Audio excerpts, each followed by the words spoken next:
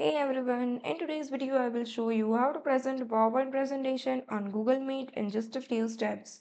So let's get started. First, open your Google Meet and click on the new meeting option, or if you want to join via code or link, just enter the code or link here and click on the join button. So I'm creating a instant meeting. So once you are in, you will see a pop window on the left side. Now, if you want to share the meeting link with other members, just click on the copy link and share this link with other peoples. So now, as you can see here, there are many options at the bottom, and you will see here share screen option beside the camera. Click on this and a window will appear. Now select the presentation option and click on the share button. So that's how you can share your presentation via Google Meet.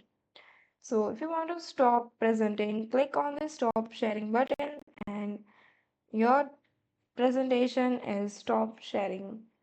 So that's it. You have successfully know how to presenting your PowerPoint on Google Meet. So that's it for the video. Thank you for watching.